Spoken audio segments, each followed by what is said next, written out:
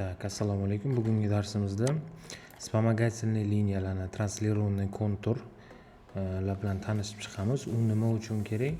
Masalan, biz detalli deylik, tam mana shu oldi polishkasiga, именно mana shu joyiga hozir planka qo'shishimiz kerak. Deylik, zerkalniy, mana shu joyi zerkalniy bo'lib, bu yoqda отражаться qilish kerak. Yokida aptachka olishimiz kerak orqa tarafidan. Umuman translirованный kontur, ya'ni bu yog'ini ham masalan именно mana shu joyni bizga ma'lum bir deylik tam masofada отразить qilish kerak, uni ko'rsatib berishimiz kerak. Shu kabi instrumentlar bilan tanishib chiqamiz. Keyin ossimetriyani ham deylik, mana bir xil kiyimlarimiz, ya'ni mana bunaqa yarim bo'lmaydi-yu, to'liq bo'ladi.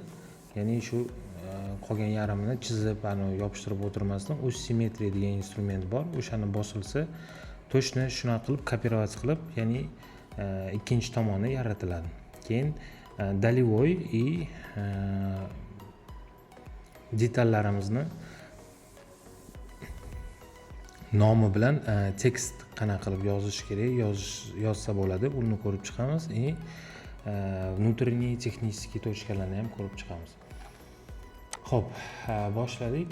Tak, birinchisi вспомогательная liniya. Вспомогательная liniya ikki xil anaqa qilsa bo'ladi. Nuqtadan nuqtaga qo'ysangiz, mana hozir nuqtadan nuqtaga belgiladim.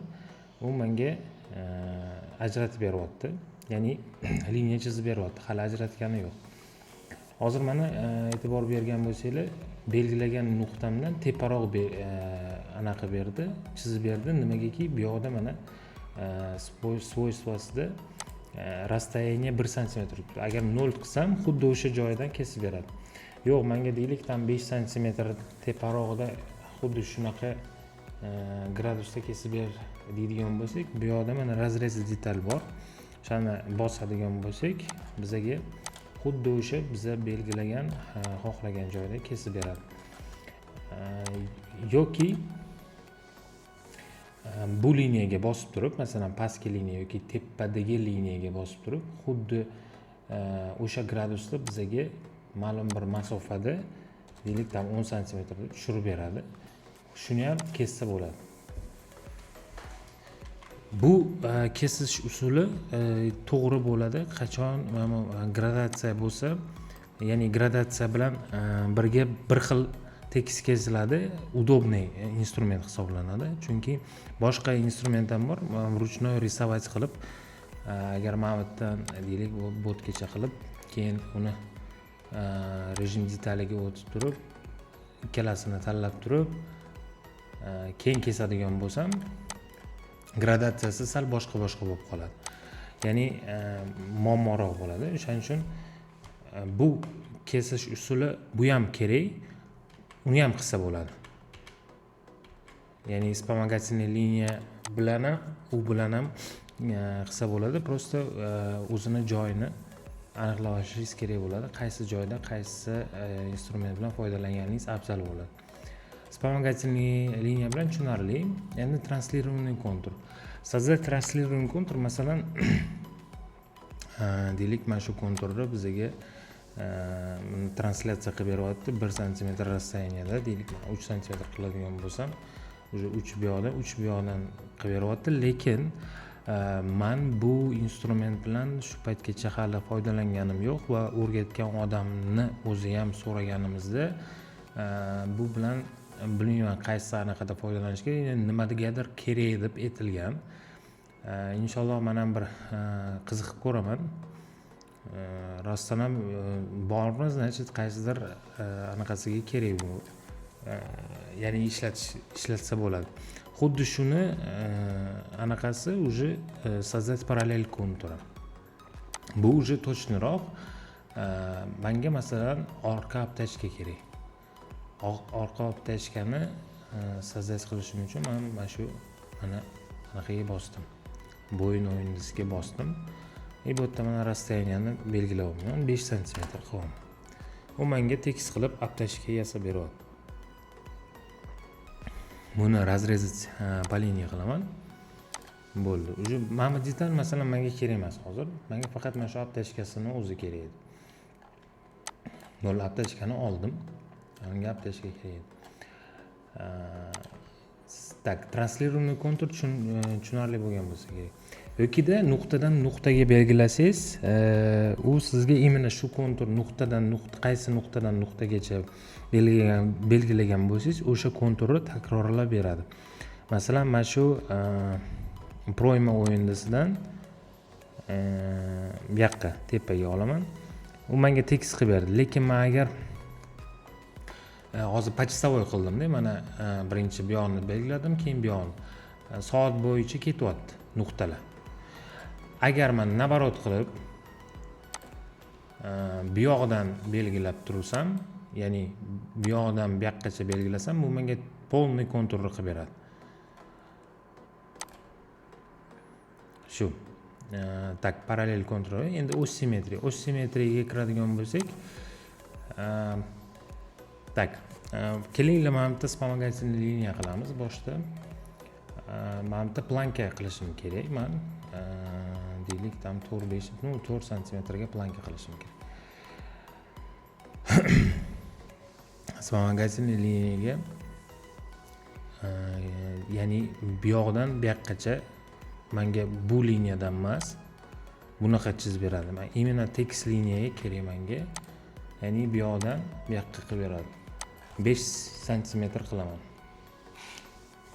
Yoki mayli 4 bo'la qolsin. 4 santimetr qilaman. Yu menga mana создать qildi, уже вспомогательный, ya'ni men отразить qilaman keyinchalik. U menda как уже planka bo'lib hosil bo'ladi. Uni nima qilaman? Kesaman, razrez detal qilaman. Va bu menga razrez detal qilib berdi, ya'ni bir tarafini kesib berdi. Endi men shuni bu mamitdan bu yoqqa chapga ochib berishim kerak, xuddi shu tarafini chap tomonga ochishim kerak.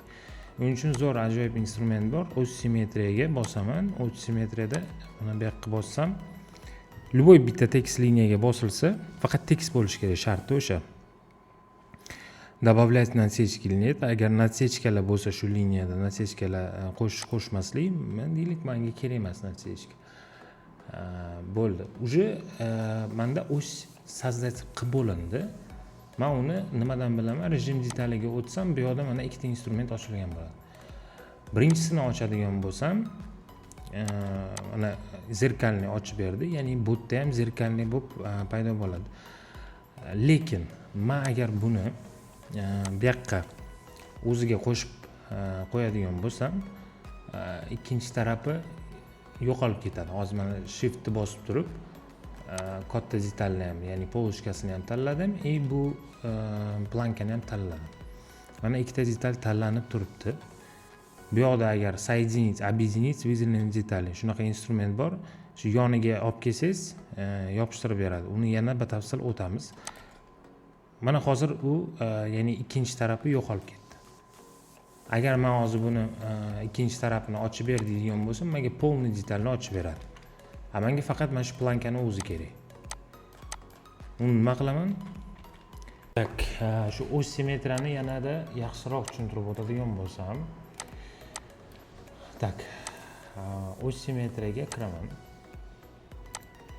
va bu detalni shu ikkinchi tarafini, ya'ni zerkalniy holatini yaratishim kerak. Bosdim, mana tekst liniyaga bosdim. Bu yoqqa rejim detaliga o'tamanda, разложить, сложить detalga bosaman. Bo'ldi.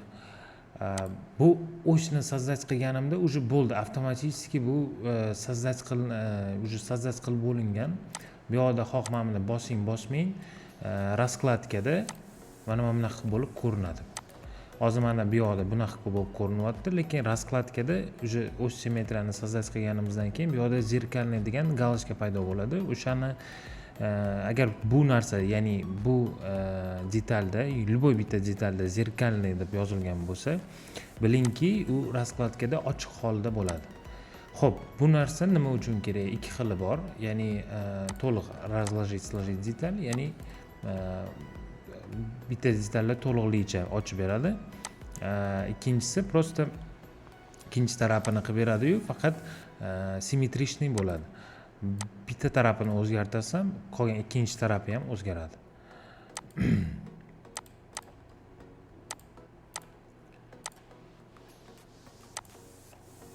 Ana o'zgartiradigan bo'lsam, ikkinchi tarafi ham o'zgaradi, simmetrichniy bo'lib o'zgaradi. Bu narsa endi qarang, nesimmetrichniy detallarda masalan mana yaratib qo'ydingiz, ikkinchi tarafini, ya'ni ochiq holida yaratdingiz. Endi nesimmetrichniy detallar, ya'ni modelирование bo'ladi. O'sha modelирование qilayotganda masalan deylik, mana bu bitishga bu yoqqa qarab ochiladimi? Xullas, modelирование qilganda, nesimmetrichniy modelирование qilganda bu narsa kerak as qotadi. Tushunarli bo'ldi deb o'ylayman. Mabodo savollar bo'lsa, bemalol savollarni beraverasizlar, ko'rib chiqamiz. Balki men qanaqadir anaqani esimdan chiqarib ko'rsatmagan bo'lishim mumkin, ehtimoli bor. Xuddi shuni faqat bunga emas, bunga bo'lsam ham, u menga to'liq detalni o'zini yaratib beradi. Mana buni уже udaliz qilaman, faqat mana ochiq holida уже bunga qo'shib turib, xuddi shuna qilib объединить detal, ikkita detalni tanladim shift bilan. Mana объединить desam, menga selni qilib beradi. O'z simmetriyaga shu narsaga zo'r. O'z simmetriyani shu qilib beradi. Keyin ko'pchilik tekis yenglar bo'ladi-yu, futbolkaniki. Ya'ni bizning bu yoqda yengimiz unaqa emas. Xuddi yarmini qilishadi-da, o'z simmetriya qilib, ikkinchi tarafini ham yaratib olishadi.